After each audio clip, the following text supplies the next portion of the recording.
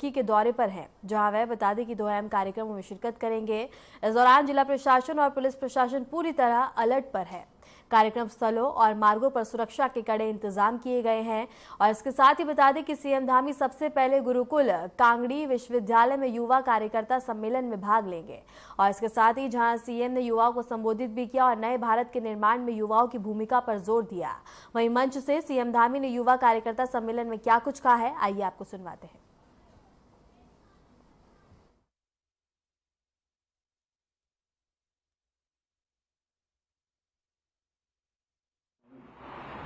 पूरे प्रदेश के कार्यकर्ताओं के इस सम्मेलन में मंच पर आसीन अभी जनता आप सबने संबोधन सुना और पूरे देश के अंदर मजदूरों के लिए, गरीबों के लिए लगातार प्रवास करने वाले, लगातार उनका संगठन करने वाले अखिल भारतीय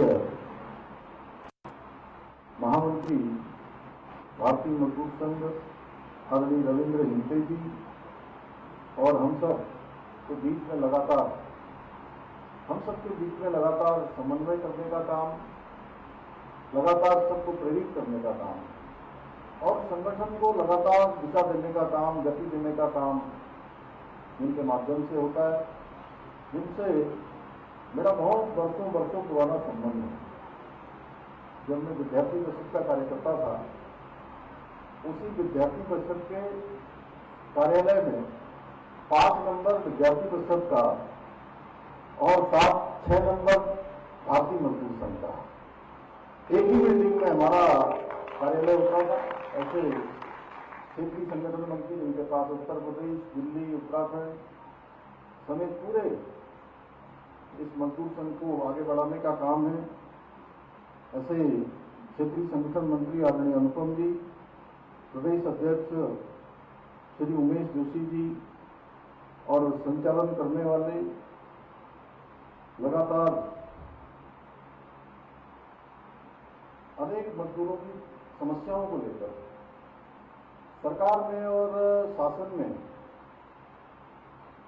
प्रतिनिधि के नाते भाग लेने वाले प्रदेश महामंत्री श्री सुमित सिंघल जी,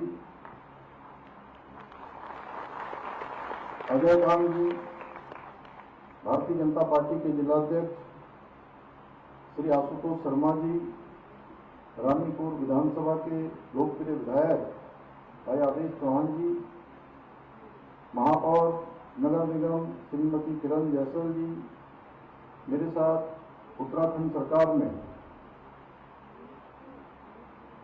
श्री शोभाराम प्रजापति जी, डॉक्टर जयपाल सिंह चौहान जी, उमेश सिंघल जी, विक्रम मुल्लर जी और कार्यक्रम में उपस्थित हमारे सभी यहाँ पर आए हुए किसान जी से लेकर आरती जी से लेकर हम सभी, हमारे बहुत सारे भाई साहब बैठे हैं, आप भी बैठे हैं, ग्रुप भी बैठे हैं, सब जैसा हिंते जी ने कहा कि एक बड़ी लंबी चेन है और उस औपचारिकता में न जाते हुए पूरे प्रांत से आए हुए हमारे सभी मेष राशि से लेकर मीन राशि के यहाँ पधारे सभी मेरे भाइयों एवं बहनों, सभी मजदूर संघों से आए हुए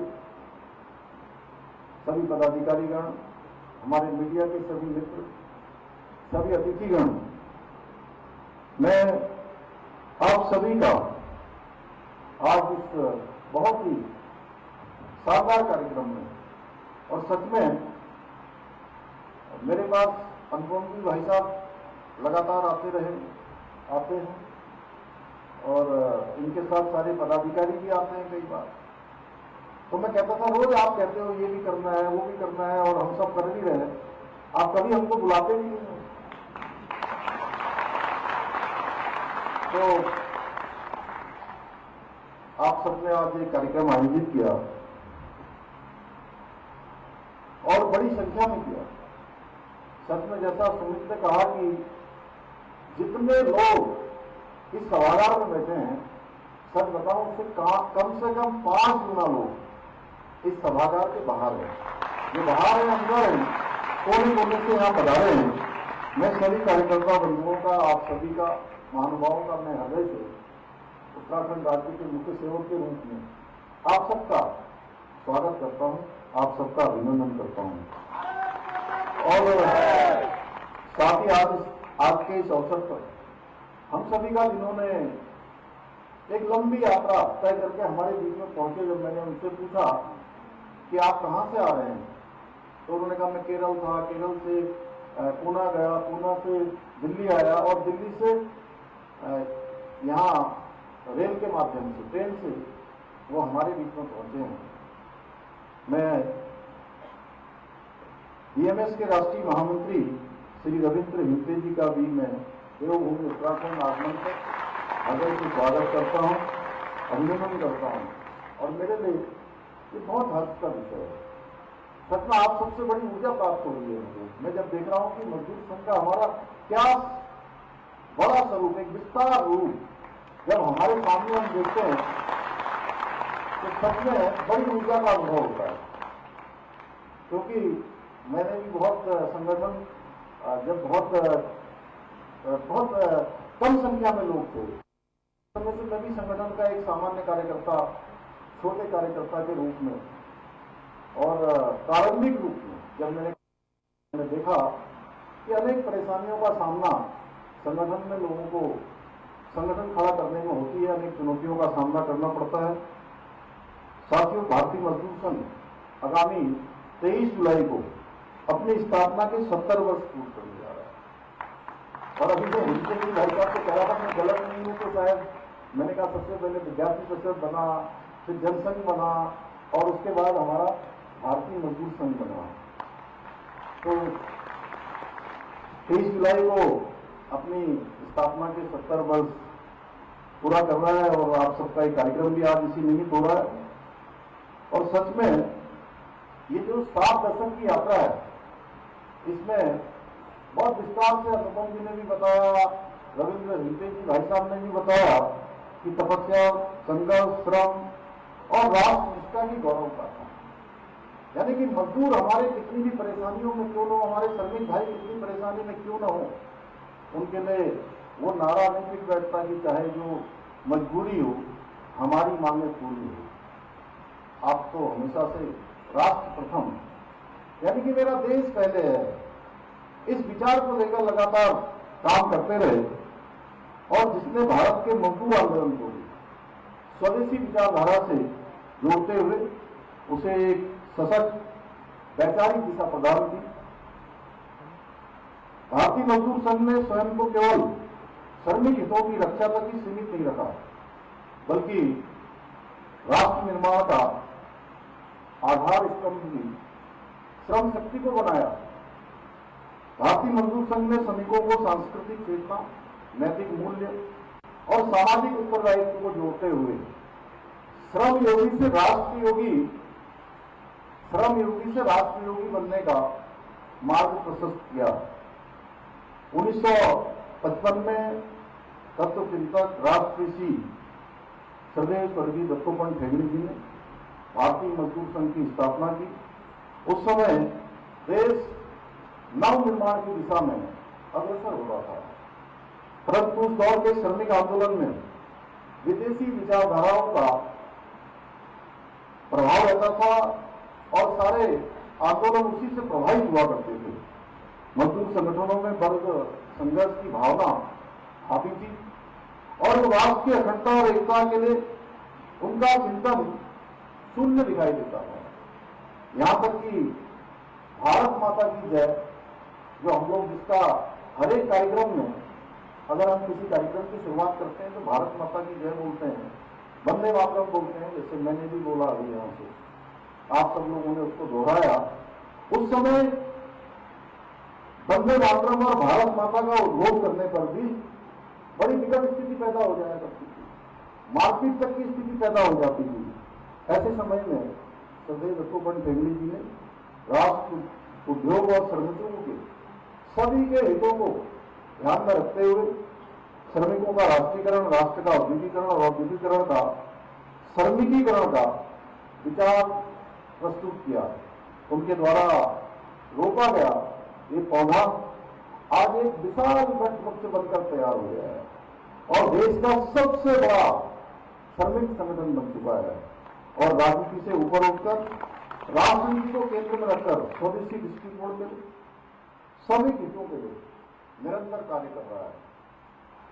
आदरणीय दत्तोपंत ठेंगड़ी जी ने न केवल भारतीय मजदूर संघ के वो संस्थापक थे, बल्कि उन्होंने भारतीय किसान संघ, स्वदेशी जागरण मंच और इनके जैसे कई राष्ट्रवादी संगठनों की स्थापना की। साथ ही अखिल भारतीय विद्यार्थी परिषद सहित कई संगठनों के सह संस्थापक भी रहे।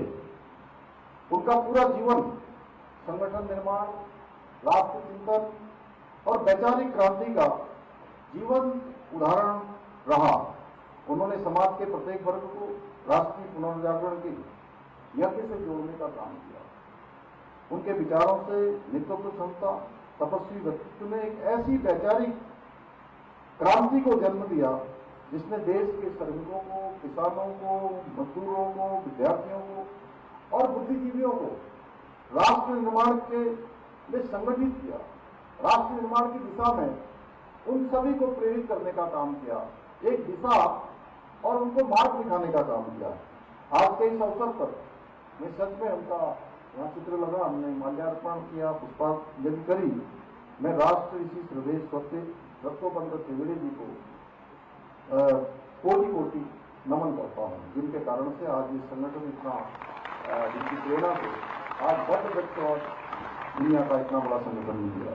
साथियों, आज उन्हीं की प्रेरणा से हमारे प्रधानमंत्री श्री नरेंद्र मोदी जी के नेतृत्व में भी सशक्त, श्रमिक, समृद्ध राष्ट्र के संकल्प के साथ विकसित और आत्मनिर्भर राष्ट्र बनने की दिशा में हम आगे बढ़ रहे हैं।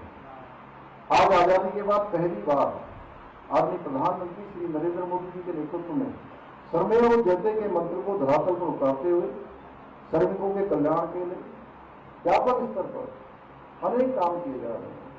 अनेक योजनाएं देश के अंदर लाई जा रही है, जिसके कारण से जो समाज के अंतिम छोर में काम करने वाले हैं, हमारे श्रमिक भाई, उनका जीवन उत्थान हो, उनके जीवन के कल्याण के काम हो, हर प्रकार से उनकी प्रगति हो, वहां भी सब मुख्य धारा में चले। जहां एक और देश के उनकी हरिद्वार दौरे सिंहधामी ऋषिकुल आयुर्वेदिक कॉलेज में आयोजित युवा कार्यकर्ता सम्मेलन एवं भारतीय मजदूर संघ उत्तराखंड द्वारा आयोजित स्वर्णिम 17 वर्ष समापन समारोह में मुख्य अतिथि के रूप में शामिल हुए। कार्यक्रम स्थल पर मुख्यमंत्री के पहुंचते ही जोरदार स्वागत किया गया। उन्होंने भारतीय मजदूर संघ की 70 वर्षों की उपलब्धियों और संघर्षों और योगदान को नमन करते हुए कहा कि यह संगठन श्रमिकों की आवाज को बुलंद करता आया है और सरकार श्रमिक हितों की रक्षा के लिए प्रतिबद्ध है। समारोह में बड़ी संख्या में संगठन के वरिष्ठ पदाधिकारी, श्रमिक नेता एवं सैकड़ों कार्यकर्ता उपस्थित रहे। कार्यक्रम के दौरान मुख्यमंत्री कुछ वरिष्ठ कार्यकर्ताओं को भी सम्मानित किया गया। मुख्यमंत्री के आगमन को लेकर जिला प्रशासन और पुलिस विभाग पूरी तरह सतर्क रहा। आयोजन स्थल पर सुरक्षा के पुख्ता इंतजाम किए गए थे और मंच सजा और बैठक व्यवस्था बीती रात ही पूरी कर ली गई थी।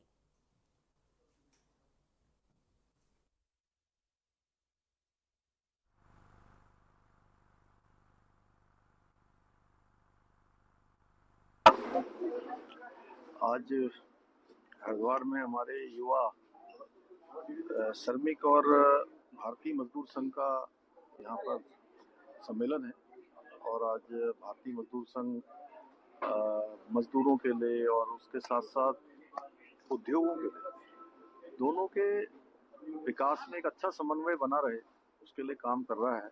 और हमारा भी प्रयास है कि हमारे श्रमिकों को सभी अच्छी सुविधाएं मिलें। आदरणीय प्रधानमंत्री जी के नेतृत्व में देश के आज़ादी के इस कालखंड में अनेक ऐतिहासिक निर्णय लिए गए हैं। उनके परिवारों के कल्याण की चिंता की गई है, उनके उत्थान की चिंता की गई है।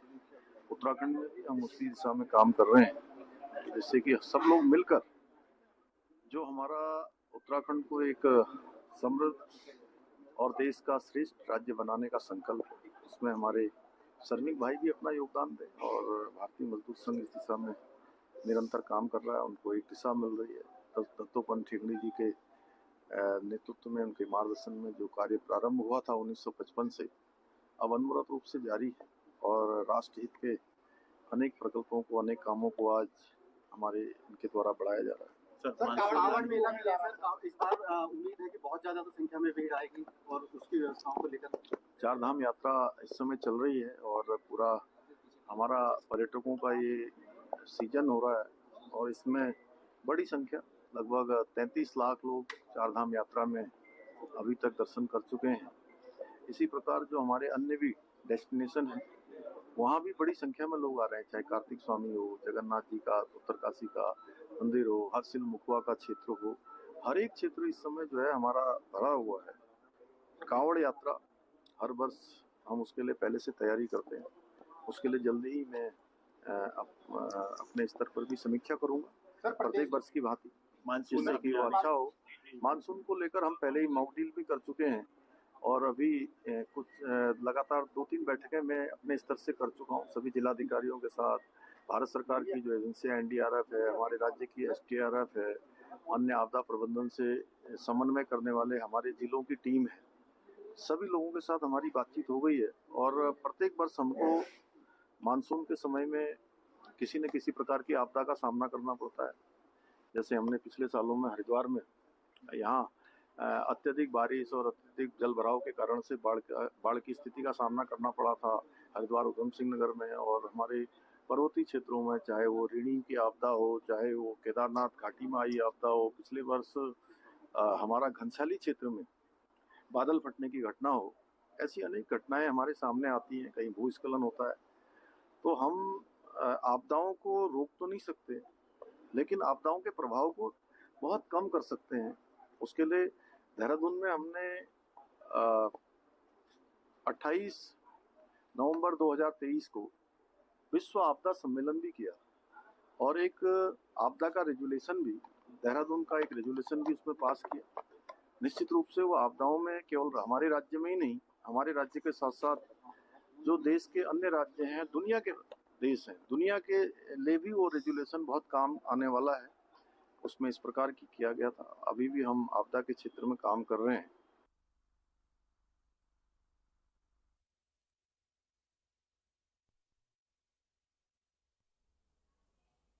भारत सरकार के ऑपरेशन सिंधु के तहत ईरान में फंसे भारतीय नागरिकों को सुरक्षित भारत वापस लाया जा रहा है। ऑपरेशन सिंधु के तहत बता दें कि निकाले गए लोगों की कुल संख्या 1117 पहुंच चुकी है। वहीं इस ऑपरेशन को लेकर मुख्यमंत्री पुष्कर सिंह धामी ने कहा कि दुनिया के किसी भी कोने में भारतीयों पर संकट आने पर प्रधानमंत्री नरेंद्र मोदी के नेतृत्व में हर संभव मदद भारतीय प्रवासी को दी गई है। उन्होंने विश्वास जताया कि भारत की सरकार ईरान से हर एक भारतीय नागरिकों को सुरक्षित वापस लाएगी।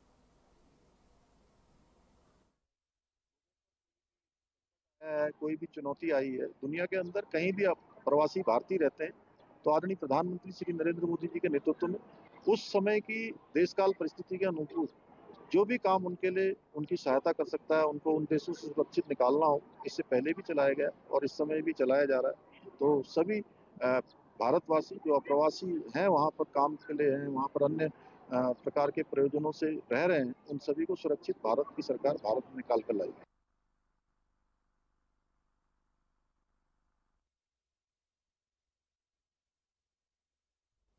पिछले दिनों उत्तराखंड के मुख्यमंत्री पुष्कर सिंह धामी दिल्ली दौरे पर रहे। इस दौरान मुख्यमंत्री ने कई केंद्रीय नेताओं से मुलाकात की और उत्तराखंड के विकास को लेकर चर्चा वार्ता की, सरकार की आगामी कार्य योजनाओं से भी केंद्र नेताओं को अवगत कराया और उसके लिए सहयोग की अपेक्षा भी की।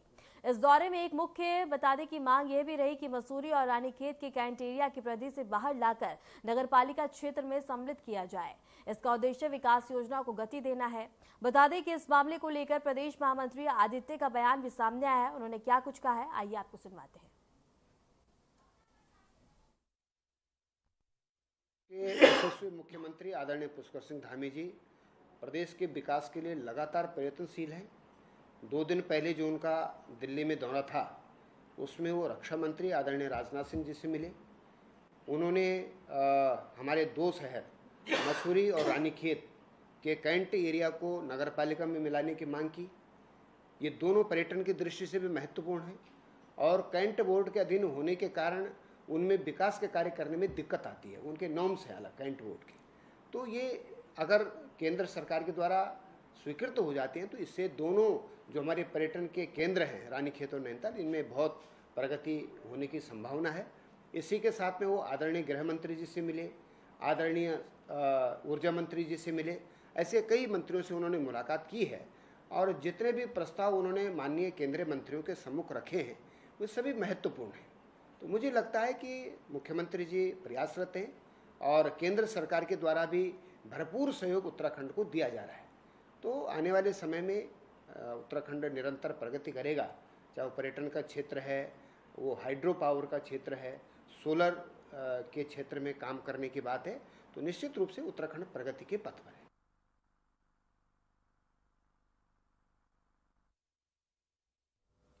रुक करेंगे बड़ी खबर की ओर। बता दें कि उत्तराखंड में पंचायत चुनाव का ऐलान हो चुका है। उत्तराखंड में 2 चरण में पंचायत चुनाव होंगे। 25 जून से होगा नामांकन, 10 जुलाई को पहले चरण की वोटिंग होगी, 15 जुलाई को दूसरे चरण की वोटिंग होगी। इसके साथ ही 19 जुलाई को होगी वोटों की गिनती। बड़ी खबर है, जहां बता दें कि उत्तराखंड में पंचायत चुनाव का ऐलान हो चुका है। उत्तराखंड में 2 चरणों में पंचायत चुनाव होंगे। 25 जून से होगा नामांकन और इसके साथ ही 10 जुलाई के पहले चरण की वोटिंग होगी और 15 जुलाई को दूसरे चरण की वोटिंग की जाएगी। इसके साथ ही सबकी बड़ी खबर है, जहां उत्तराखंड में पंचायत चुनाव का ऐलान हो चुका है और इसके साथ ही 25 जून से होगा नामांकन और इसके साथ ही बता दें कि 25 जून से नामांकन की प्रक्रिया शुरू होगी और 10 जुलाई को पहले चरण की वोटिंग की जाएगी और इसके साथ ही 15 जुलाई को दूसरे चरण की वोटिंग होगी। इसके साथ ही बड़ी खबर है, जहां उत्तराखंड में वोट और इसके साथ ही 19 जुलाई को होगी वोटों की गिनती। सबकी बड़ी खबर है, जहां 25 जून से नामांकन प्रक्रिया और इसके साथ ही बता दें कि 2 चरणों में पंचायत चुनाव होगा। तैयारियां जोरों पर चल रही हैं और इसके साथ ही बता दें कि 15 जुलाई को दूसरे चरण की वोटिंग की जाएगी। इस वक्त की बड़ी खबर है, जहां बता दें कि 19 जुलाई को होगी वोटों की गिनती और इसके साथ ही पंचायत चुनाव को लेकर ऐलान कर दिया गया है। इसके साथ ही तमाम तैयारियां चल रही है और इसके साथ ही बता दें कि जोरों शोरों पर तैयारियां हैं और 10 जुलाई को पहले चरण की वोटिंग होगी और इसके साथ ही उत्तराखंड में पंचायत चुनाव का ऐलान हो चुका है। 2 चरणों में बता दें कि चुनाव की प्रक्रिया संपन्न होगी। नगर निगम के कांग्रेस पार्षदों और कांग्रेस नेताओं ने पीडब्ल्यूडी कार्यालय में जमकर हंगामा किया। कांग्रेस महानगर अध्यक्ष की अगुवाई में पहुंचे नेताओं ने अपने वार्डों की अनदेखी का आरोप लगाते हुए बता दें कि इंजीनियर दीपक कुमार को जमकर घेरा और तीखे शब्दों में नाराजगी जताई। कांग्रेस का आरोप है कि पीडब्ल्यूडी अधिकारी केवल बीजेपी पार्षदों के वार्डों में विकास कार्य करवा रहे हैं, जबकि कांग्रेस पार्षदों के वार्डों का बता दें कि नजरअंदाज किया जा रहा है। इस दौरान कांग्रेसियों और अधिकारियों के बीच काफी देर तक तीखी नोकझोंक भी देखने को मिली। कांग्रेस नेताओं ने स्पष्ट चेतावनी दी कि यदि जल्द ही उनके वार्डों में सड़क, स्पीकर ब्रेकर और इसके साथ ही पुलिया निर्माण आदि कार्य शुरू नहीं किए गए तो वह पीडब्ल्यूडी कार्यालय में तालाबंदी का धरना प्रदर्शन शुरू करेंगे।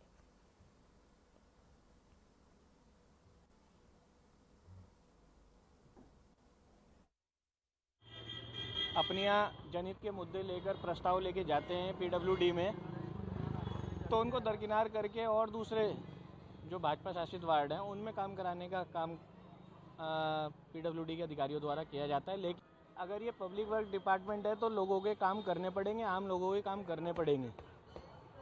इसी को लेकर आज हमारा उनको घेराव था। साफ है, अगर शीघ्र अति शीघ्र ये जो जनहित के मुद्दे हैं, जनहित के जो काम हैं, अगर इनको नहीं किया गया तो हम धरना भी लगाएंगे और तालाबंदी भी करेंगे।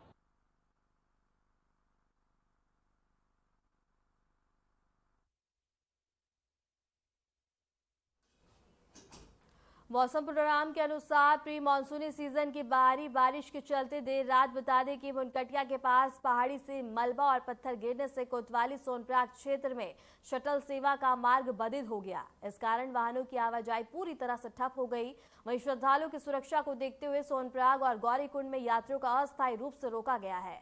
संबंधित कार्यदायी संस्थानों द्वारा मार्ग को फिर से खोलने का कार्य आरंभ कर दिया गया और जैसे ही बारिश रुकी और मार्ग को पैदल चलने योग्य बनाया गया और यात्रियों के समूह को पैदल पतारे की गौरीकुंड की ओर भेजा गया और इसी प्रकार गौरीकुंड में रुके यात्रियों को भी सोनप्रयाग आने की अनुमति दी गई है। यात्रियों की संख्या कम होने के बाद मार्ग की पूरी तरह से सफाई कर वाहनों के संचालन हेतु प्रयास किए जा रहे हैं और मौके पर जेसीबी मशीन कार्यरत है और मार्ग को शीघ्र सामान्य बनाने की प्रक्रिया जारी है। इस बीच केदारनाथ धाम की ओर जाने वाले पैदल मार्ग भी लगातार बारिश के चलते चुनौतीपूर्ण बने हुए हैं। पुलिस प्रशासन ने श्रद्धालुओं से अपील की है कि वे मौसम विभाग द्वारा जारी पूर्वानुमान के अनुसार ही यात्रा की योजना बनाएं और प्रशासन द्वारा दिए गए निर्देशों का पालन जरूर करें। इसके साथ ही केदारनाथ जाने वाले यात्रियों के लिए आवश्यक सूचना जारी की गई है, जिसको पालन करने के लिए तमाम जरूरी दिशा निर्देश दिए गए हैं।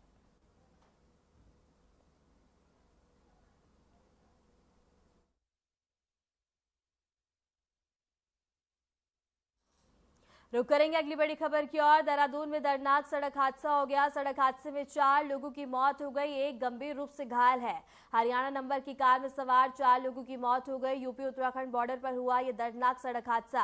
अब पुलिस पूरे मामले की जांच पड़ताल में जुटी हुई है। सबकी बड़ी खबर है, जहां बता दें कि देहरादून में दर्दनाक सड़क हादसा हो गया और इसके साथ ही इस हादसे में 4 लोगों की मौत हो गई। इसके साथ ही एक गंभीर रूप से घायल है। सूचना मिलते ही मौके पर पहुंची पुलिस ने चारों के शवों को कब्जे में लेकर पोस्टमार्टम के लिए भेज दिया और पूरे मामले में जांच पड़ताल की जा रही है। इसके साथ ही सड़क हादसे में 4 लोगों की मौत हो गई और इसके साथ ही देहरादून में दर्दनाक सड़क हादसा हुआ। हाईवे पर मुड़े और टेडी बियर की दुकान में अचानक लगी आग से हड़कंप मच गया। सूचना पर दमकल विभाग की टीम मौके पर पहुंची और कड़ी मशक्कत के बाद आग पे काबू पाया गया। आग इतनी तेज थी कि उसकी चपेट में आसपास की दुकान और ढाबे आने की संभावना भी बनी हुई थी, लेकिन समय रहते दमकल की टीम ने आग पे काबू पा लिया। और इसके साथ ही बता दें कि पुलिस के मुताबिक आग लगने की सूचना प्राप्त होने की फायर यूनिट रुड़की तत्काल घटनास्थल और इसके साथ पहुंची और उक्त स्थान पर राष्ट्रीय राजमार्ग के किनारे बता दें कि दुकान में आग लगी थी, जिसके बाद कड़ी मशक्कत के बाद आग पे काबू पा लिया गया।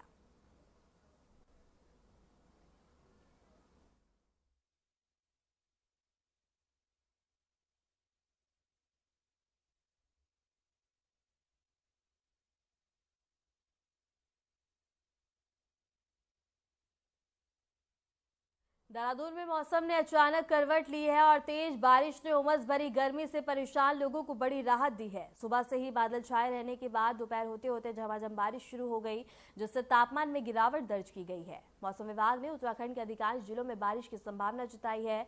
विभाग ने विशेष रूप से पर्वतीय वाले और इसके साथ ही लोगों को चेतावनी और सलाह दी है और मौसम की स्थिति पर नजर रखें और प्रशासन को दिशा निर्देश का पालन करें। बारिश के कारण देहरादून की सड़कों पर कुछ जगह जलभराव की स्थिति बनी है, हालांकि ट्रैफिक सामान्य रूप से चला रहा। स्थानीय लोगों ने बताया कि लंबे समय से उमस भरी गर्मी से राहत मिली, लेकिन आज की बारिश ने मौसम सुहाना बना दिया।